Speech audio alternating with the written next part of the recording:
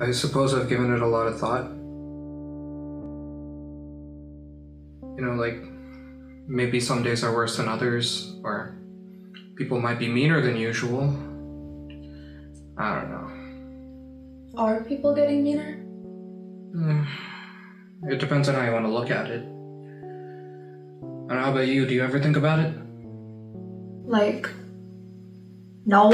I mean, not regularly. I think that might be a problem, Rohan.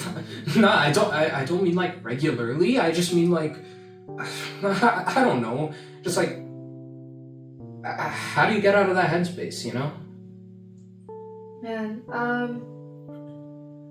I guess I think my family would be disappointed and I don't want to go to hell. Yeah, well, religion and families, those are the big ones, right? I mean, what else is there? People right now are refusing to have children given the current state of the world. It's pretty bad. I can't really say I blame them for wanting to leave. Yeah, but Emma, do you really think that religion and families are good enough reasons to keep you from thinking about this forever? I don't know.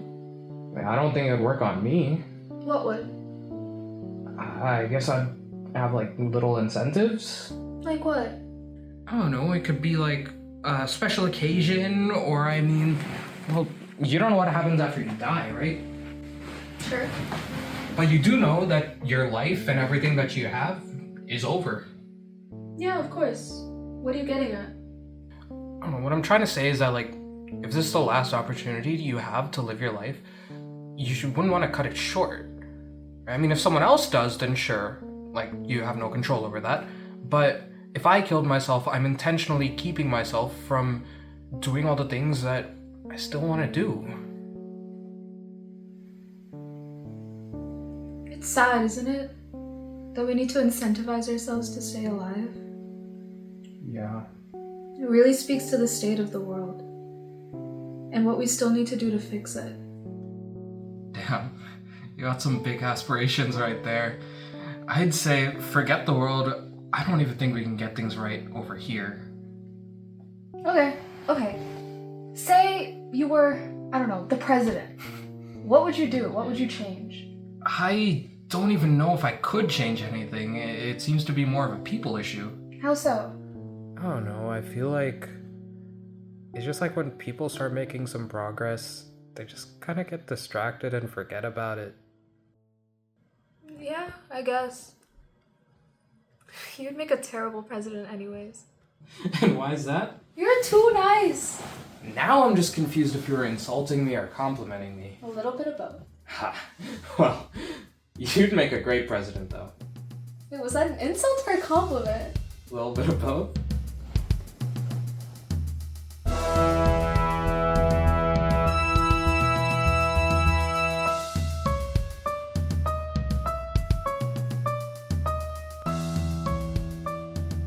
There has been a growing concern over the content covered in schools and how it may be affecting the children. Would you care to share your thoughts on the matter? Absolutely. Schools are a place of learning. Nothing less, nothing more. I would like to convey how disappointed I am in schools that feel like they have to push politics and propaganda into our classrooms. This is absolutely unforgivable. Please. Sir, it's not your turn to speak. You will have ample time to do so momentarily. Thank you. As I was saying, they are preying on the minds of our children. I don't believe we should force our children to sit through this type of content. Yeah, it's poison to their minds, and I don't believe anyone can defend that. Now, a big issue, and this applies to pretty much everything, is that when you're having an argument, there's like some rule against agreeing with the other person. Well, obviously. I mean, if you agree with the other person, then that means the other person's winning. That's a joke, right? No? And what are you talking about? I mean, an argument isn't a competition. Well then, what is it? Because if you don't defend your stance, what's the point in arguing in the first place? Look, I'm not saying that you have to blindly agree with everything that the other person's saying, but what's the point of arguing if both sides are going to be stubborn and not willing to listen to each other's opinions? I guess not, but not everyone's stubborn. Sure, not about everything, but I don't know, how often do you really see someone considering the other person's opinion? What are you talking about? Of course that happens.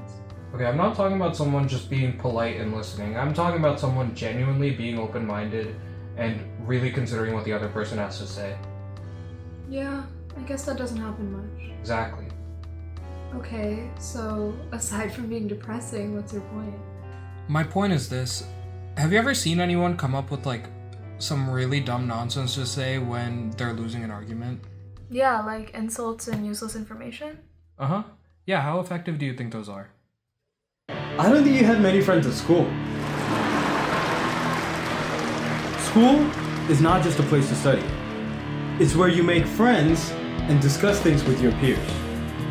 Clearly, you don't know anything about that. Also, when did we decide that sharing our feelings is pushing propaganda? I think that the opposition is using this terminology to restrict our First Amendment rights and what people can safely talk about. I think these are pretty effective tactics, like cancel culture, smear campaigns. If you think about it, information can be used as a powerful weapon. Okay, but is that really a good thing? Depends on how you want to look at it. Like cancel culture, for example. When used properly, it can be used to call out bad people, and smear campaigns can be pretty useful from a business perspective. Okay, I get that. And maybe this will sound naive, but like, don't you think that's just promoting negativity? That's kind of the point though. The goal is to call out the person, company, whatever, and make them look bad. Okay, sure, fine. Okay, why don't I just explain my thought process in like a slightly different way? Let's just take the concept of console wars, right? Take Xbox and PlayStation. What are you even talking about? Hold on, stick with me here, right? They just keep posting advertisements hating on each other, right? Now, say you're a consumer and you decide to buy the PlayStation. Sure. Yeah. Now, if you see a bunch of people hating on your console, you'd probably feel bad about buying it, right? I guess. And if both sides were hated on, would you really feel happy buying either of them? I kind of get what you're saying, but here's the thing. You don't necessarily have to buy any of them. And for every smear campaign there's at least 10 other ads that are positive. Okay, fine. That's fair. So then why don't we just switch to a topic where you have to choose and there's definitely not more than 10 positive commercials voting? What about it? Well, if all you see is about the problems of both sides and there's barely any marketing around their incentives, would you really be happy while voting? What do you mean? I mean that you're probably going to be sad regardless of who wins, right? I don't know. I mean, just think about it, right? If the person you don't want wins, you're obviously not going to be happy about that, right? But if the person you do want wins, all those negatives, there would still be an issue, right? At this point, it's not even about picking the best candidate anymore. It's just picking the one that's less bad. Oh, while we're on the topic of marketing and politics, there was one other thing I wanted to bring up. Wait, no, I wasn't done yet. No, you'll like this. What are your thoughts on the presentation of the current organizations and initiatives? I have no idea. I know what I support, but I haven't really given much thought into it. Okay, well, that's something that's been bothering me. I rarely see good causes being marketed well. It's like they'll take an amazing idea and give it a terrible name, like The Fuck You Initiative. One of the greatest causes of our time. See, we've been plagued with too many people taking advantage of their power and keeping it from those with less influence. This initiative will help the people gain a voice and allow us to rise and break free from the discrimination. It really explains how such terrible ideas have a large amount of support. If you put nice sounding words next to anything, people will want to support it. I'm tired of people acting like they're powerless. People need to start appreciating the developments we made in this country. I'm proud of our country. And if you don't like it, feel free to go back to wherever you came from. Even though these people are as equal as anybody else, they are still greedy enough to steal from the wealthy's hard-earned money. That is why, when I become president, I will be implementing the Helping Hands Initiative. This will help fight the injustice of these parasites stealing our hard-earned money. We've earned the power we have, and you can't force us to give it up for you. Okay, well, that brings us back to our original problem, right? That people aren't willing to change their perspectives. Yeah, but how would you fix it? I mean, I know where I'd start. Like, I'm not like an authority figure, and plus on top of that, it kind of would require everyone to be on board, and that's not really realistic. Okay, say you could get everyone. How would you start? I definitely want to start in schools. I'd want to encourage more group projects and collaboration, like way more. I just think that it would lead to a lot of different people interacting with each other and just sharing their perspectives. That makes sense. I feel like that's a pretty ideal situation. My only concern is I don't think parents would be the happiest with it, just because it might feel like at times we're forcing certain political ideologies into the education system. Okay, so then what would you do? I think I would suggest that people look at more than one source of news. Why? Okay, think about it. Let's say you have a question and you want an answer. You tend to go towards certain sources that confirm what you're thinking. Damn, you might be right. Am I ever wrong? Shut up. No, but think about it. If you want people to understand different perspectives, you need to remove some of the bias from their sources of information. And the best way to do that is to use multiple sources. Okay, well, I suppose if removing bias is a factor, then we'd need people to interact with a more diverse group. That sounds politically motivated. I don't mean like in terms of race and gender and whatnot, but I mean that can't hurt either. I guess I mean more in terms of like opinion. Like, I mean, don't most people surround themselves with similar people anyway? I mean, I don't know. I feel like you and I are pretty different and we still talk all the time.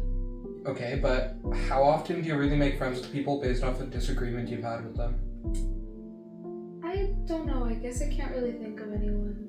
Personally, I find it easier to make friends with people that share something in common with me. Well, yeah, same, but doesn't everyone? Yeah, and that's exactly my point. If you keep surrounding yourself with similar people, how are you ever going to get accustomed to disagreement? I don't really think anyone gets accustomed to disagreement. You know what I mean, right? Like, this sense of community is what leads people to become stubborn, to think that only they have the correct answers. Yeah, but you can't really force everyone to agree with you. I mean, yeah, you're right. I mean, they just have to come to this conclusion on their own, I guess, but that's never gonna happen. Do you really think there's zero chance of that happening? Kinda, but I hope they can prove me wrong. One sec. Who is it? It's my mom. It's like, hey, Mom. Yeah, okay. I'll be right there. Okay, bye. All good? Oh, yeah, no, just my mom's here. She's here to pick me up. Okay. Yeah, let me get the door for you. Yeah, thanks. We can talk next time. Yeah, for sure. When are you free? Probably next weekend.